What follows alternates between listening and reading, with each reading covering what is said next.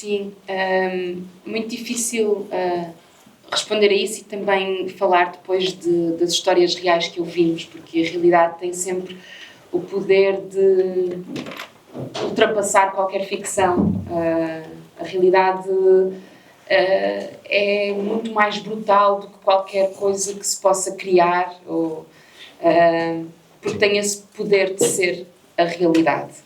A certa altura, a Ana escreve no livro: não se pode acordar da realidade. Pois, é isso. E por isso é difícil responder-te agora, depois de tudo o que ouvimos, mas também é uma questão que se coloca: porque, ouvindo estas histórias, porque é que fazemos teatro? Porque é que fazemos...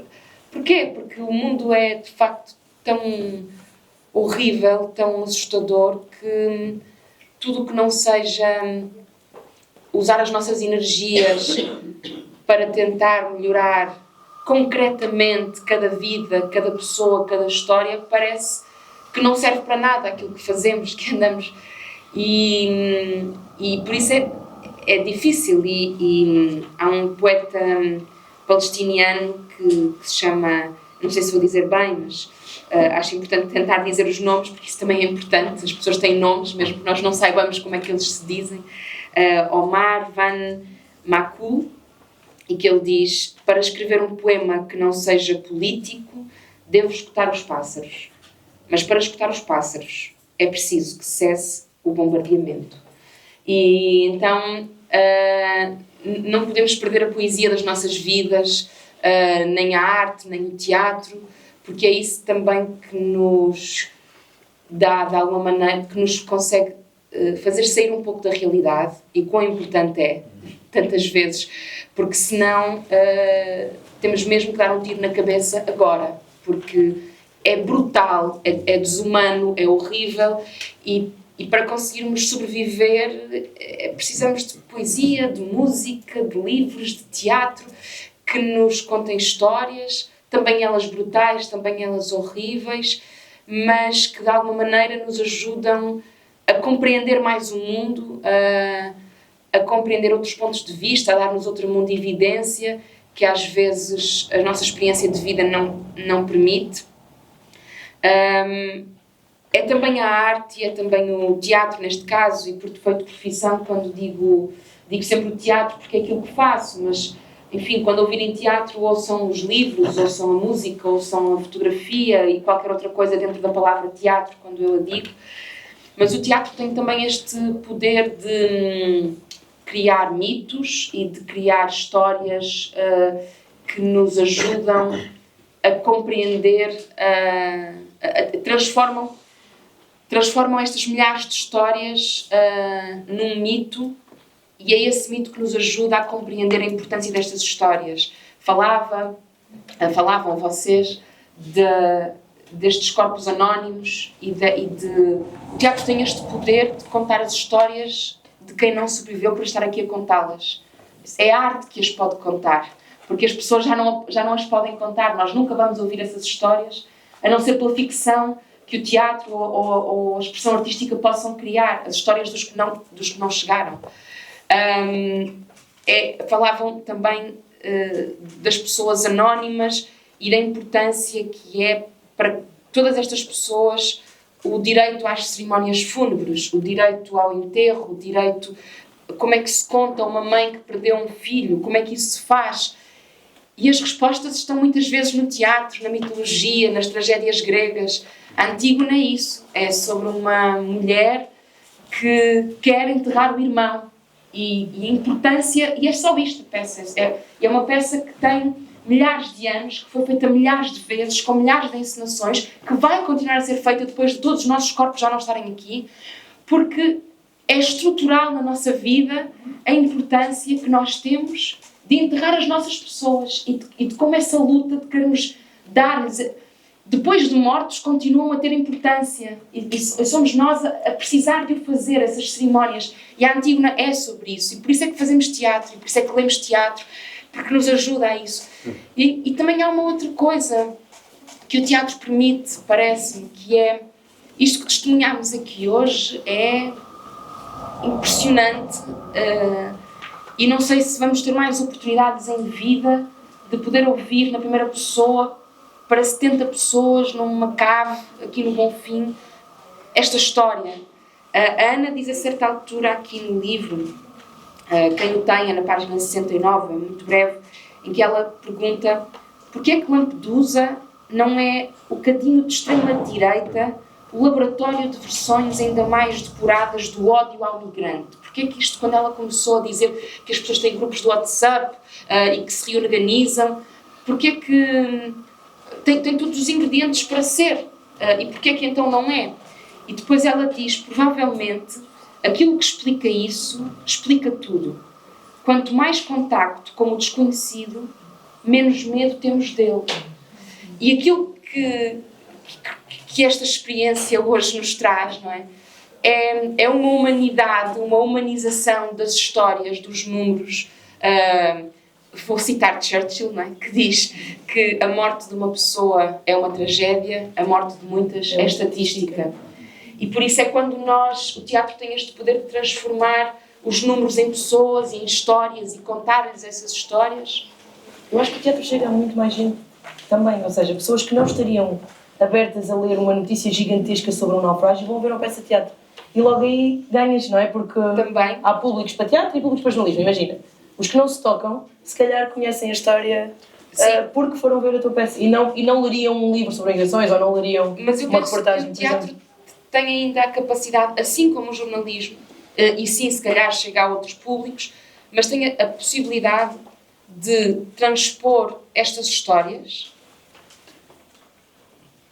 repetindo-as milhares de vezes para milhares de pessoas, partilhando-as, mas permitindo a que as pessoas que as viveram não tenham de reviver o trauma a cada 70 pessoas que as queiram ouvir, porque isto que nós vivemos aqui é duríssimo e de uma generosidade impressionante. Poderes partilhar connosco todo esse processo e imagino que cada vez que contas esta história, revives esta história e não tens de o fazer.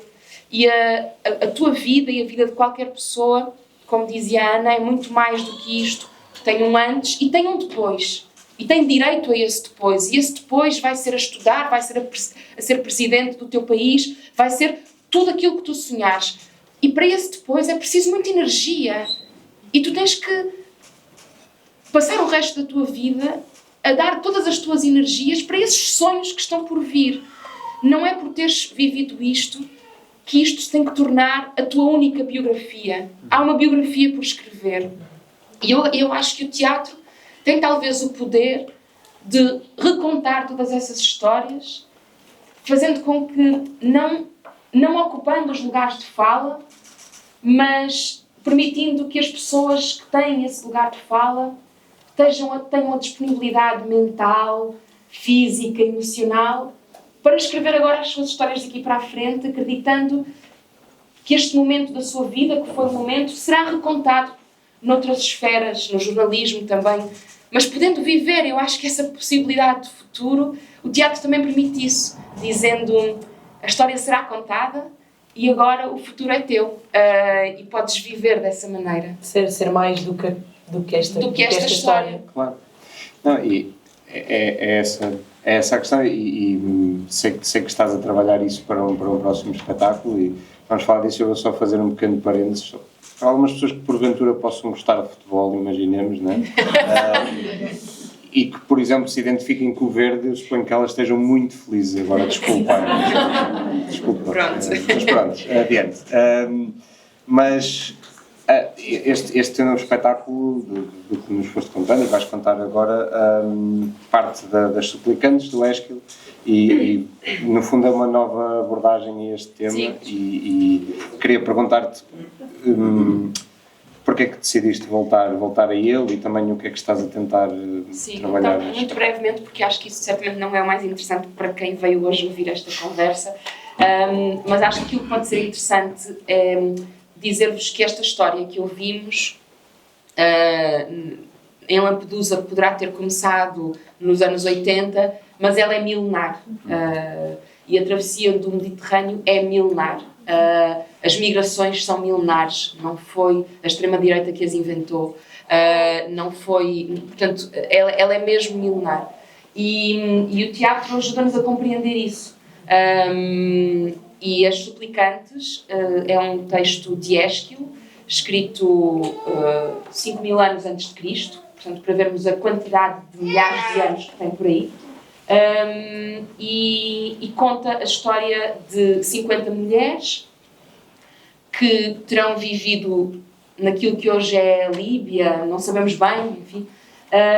50 mulheres que são obrigadas a casar com os seus 50 primos. Não vamos questionar como é que há 50 irmãs que têm 50 primos. Enfim, é a mitologia, e por isso é importante acreditarmos na mitologia e não questionarmos, porque senão não avançamos. Então, 50 irmãs que são obrigadas a casar com os 50 primos e por não quererem casar com os 50 primos, por quererem ser donas do seu destino e casarem com quem querem, pedem ao pai, a figura que tem o destino das suas mãos, nas suas mãos, pedem-lhe para não o fazer. E a única hipótese é migrarem, porque naquele país esse é o seu destino. E então o pai, há 5.000 anos antes de Cristo, mete-as num barco e atravessam o mar Mediterrâneo e desaguam na Grécia, onde pedem asilo político. O rei de Argos, quando as recebe, não sabe o que fazer com 50 mulheres que desaguam. Na possibilidade de virem os 50 primos atrás delas e isso desencadear uma guerra, e aí terão que ser os povos da Grécia a lutar contra os povos que aí vêm, portanto poderá desencadear uma guerra, e é preciso haver então um conselho de cidadãos para decidir se aquelas mulheres ficam ou não, se a Grécia as recebe ou não, se as acolhe ou não, e acolhendo-as terão de usar todos os mecanismos que têm ao seu alcance para as defender. É sobre isto esta tragédia, é sobre isto esta peça. Esta peça ajuda-nos a compreender como esta história se repete na Grécia. Mais uma vez, ou seja, até geograficamente a Grécia é um dos países que mais recebe. Então interessa-me pensar sobre isto e reescrever esta história para os dias de hoje. Enfim, se calhar não é muito interessante pensar como, mas acho que é mais interessante para esta conversa perceber que quando achamos... É curioso, nós vamos ter eleições daqui a uma semana e tivemos eleições há um ano e talvez não nos lembremos, mas há um ano, nos debates e nas eleições, a migração não foi um tema. Não foi discutido nos debates. Não foi um tema. Como é que é possível, num ano, termos transformado totalmente... Portanto, transformou-se completamente este tema. E não é um tema novo, não é um tema de agora, não é uma moda. Ele é milenar e o teatro ajuda-nos a compreender como é milenar. O teatro, os registros, a história, os livros, eles perduram e ajudam-nos a compreender o mundo. Pronto, deixo-vos só se calhar isto e certamente há pessoas que têm mais coisas interessantes para dizer. Sim.